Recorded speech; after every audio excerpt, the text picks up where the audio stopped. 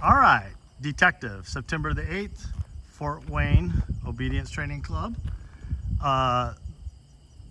Outside portion was basically within the yellow cones. It was just basically the face of the cabin, along with the truck and boat. There was 12 minutes was a given search time.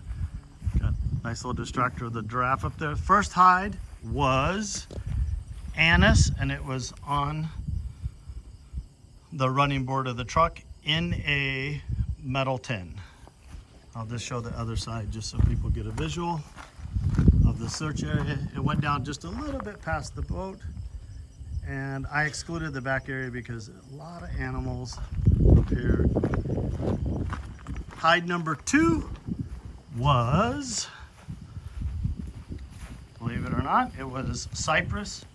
It was in a tin, and it's in the wood pile, and if you look really closely, you will actually be able to see it. It's tucked back in there. I just pulled it out a little bit. It's pushed farther back in. It was more in the middle. Okay, so how did these two hides out here act? This hide, depending on what the wind was doing, sometimes was blowing underneath the truck to the other side. In the morning, it was really doing that. A lot of dogs actually hit it from the other side. A couple dogs actually crawled underneath. Several dogs almost jerked their handlers off their feet and pulled them around. But it hung pretty tight to there, and it did collect a little bit as the day went on that fire pit. In the woodpile hide, it hung really nice and tight, and it actually, most dogs actually hit it from the other side, which was completely acceptable. So 2 hides outside, both happen to be in tins. Now going inside, nothing in the living room area. First hide inside was birch inside the drawer here. It's the 3rd drawer down that's kind of closed up right there, or that is closed up, and it's in a shrink wrap tube. Hide number 2 in here was anise, and it was in a shrink wrap tube underneath the mattress on the corner of the bed, about 4 inches up, or 4 inches up the rail in the bed, but it was inside underneath the mattress. Hide number 3 inside was clove, and it was underneath the sink in a metal tin. Okay, this hide, we talked about these 3 hides back up here.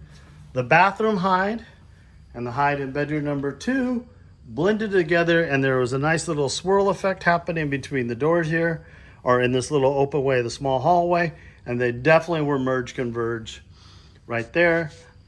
The hide that was in the drawer did roll out and eventually did converge with them, but it was not quite as evident.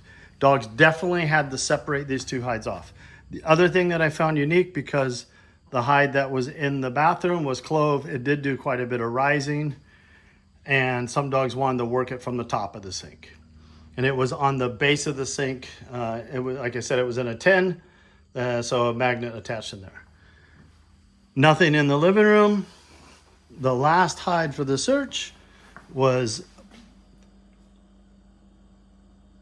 clove. I was trying to remember for a second. It was clove, and it is in the bottom of the drawer underneath the stove, and is also in a shrink wrap tube. This was very interesting. Earlier in the day, in the morning time frame, up until about 1 o'clock, the sun was coming right through the window here, hitting directly to the stove and heating it up really nice.